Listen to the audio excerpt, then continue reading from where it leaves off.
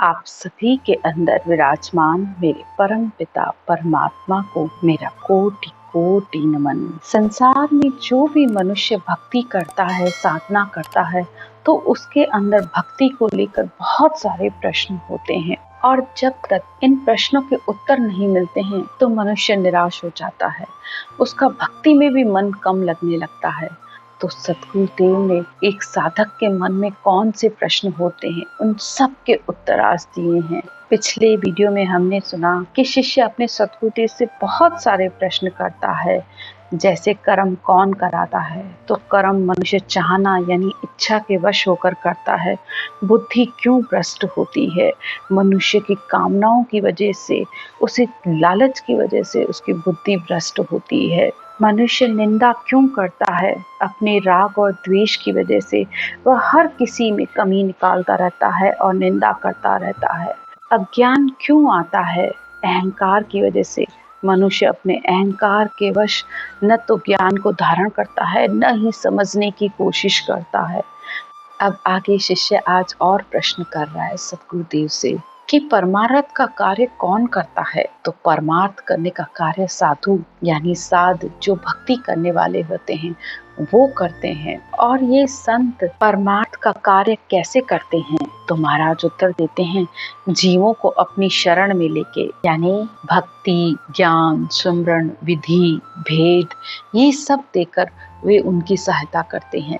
आगे शिष्य और पूछता है, साधु की सेवा और बंदगी कैसे होती है। महाराज उत्तर देते हैं, भाव से। यहाँ साधु की सेवा और बंदगी का अर्थ है, सेवा का मतलब है सुमरन करना, बंदगी का मतलब है समय, नियम और ध्यान से उस जो विधि और भेद बताया जा रहा है उसको करने से। धर्म और पुण्य का कार्य कैसे होता है, तो महाराज कहते हैं, प्रेम, धर्म, पुण्य का कार्य साध यानी संतों की संगत की वजह से होता है। जब सच्चे संत मिलते हैं तभी मनुष्य के लिए मनुष्य पुण्य कर पाता है। एक जगह पर सतगुरुदेव कहते हैं, पूरा गुरु मिलिया साची सोच पाई, रटो राम नामा आछी ब्रिया आई। ये समय सबसे श्रेष्ठ है। जिस समय भी आपके अंदर भाव हो, प्रेम हो, तो सच्चे संतों के मिलने पर ही ये भाव अंदर उत्पन्न होते हैं। तो जब भी सच्चे संत मिले तो उनसे वेद, विधि, ध्यान सब कुछ सीखिए, क्योंकि बिना उनके ज्ञान के आप परमार्थ का कार्य नहीं कर सकते। आगे शिष्य और पूछता है कि मनुष्य संसार में शर्म, मर्यादा, लाज क्यों रखता है, तो समाज के डर से, क्योंकि डर के बिना वह संसार की मर्यादा का पालन नहीं करता है। उसे अपनी निंदा का डर, अपने कर्मों का डर जरूरी है। जिस प्रकार भक्ति में भी बिना डर और भय के नहीं हो सकती। डर भी किस बात का, कि ये आत्मा मेरी वापस इस जन्म मरण के फेरे में नहीं आए, मेरी इस आत्मा का कल्याण कैसे हो, आत्मा इस 84 के बंधन से कैसे मुक्त हो। भय बिना प्रीत नहीं, प्रीत बिना नहीं भजन की रीत। भय होगा मनुष्य तभी भक्ति करेगा, और बिना भक्ति के भजन की रीत यानी परमात्मा का नाम कैसे लिया जाए। आगे शिष्य और सतगुरुदेव से प्रश्न करता है कि मनुष्य मीठी और प्यार से कब बोलता है। तब सतगुरुदेव उत्तर देते हैं कि जब मनुष्य वचन यानी अपने शब्दों को विचार कर बोलता है, और विचार कर बोलने पर ही मनुष्य के शब्दों का महत्व होता है। और ये तब तक नहीं हो सकता जब तक वह ज्ञान की शरण में नहीं जाता।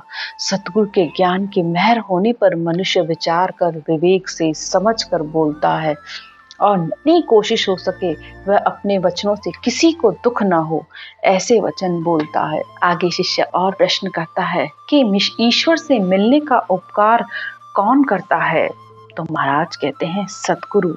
बिना सतगुरु यानी जो औधाधारी संत हैं, उनके ज्ञान के बिना ईश्वर से नहीं मिला जा सकता। तो संसार में सबसे उपकारी संत होते हैं जो आत्मा का परमात्मा से मिलन करवा देते हैं। अब शिष्य पूछता है कि ध्यान, ज्ञान, विवेक, सोच, समझ ये कहाँ से मिलता है, तो महाराज उत्तर देते हैं, साधु संग से। साधु संगत यानी सत्संग में, सत्य की संगत करने पर ही मनुष्य के अंदर ध्यान, ज्ञान, विवेक, समझ आती है। आगे वह और पूछता है कि भक्ति करने का योग कौन बताता है, तो सतगुरु देव बताते हैं। यानी सतगुरु देवी यानी सच्चे गुरु ही हमें बताते हैं कि भक्ति कैसे की जाती है, उसका भेद क्या है, उसका विधि क्या है। ज्ञान ध्यान विवेक समझ साधा संग आवे, और भगत करण है जोग सतगुरु आण बतावे। यानी ज्ञान ध्यान विवेक समझ सब साधा के संग यानी संतों के संग से आता है।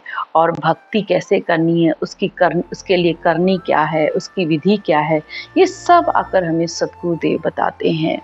तो इसलिए सत्य की संगत जरूर करनी चाहिए, चाहे 5 मिनट करो 10 मिनट करो, लेकिन रोज नियम से सत्संग जरूर सुनना चाहिए।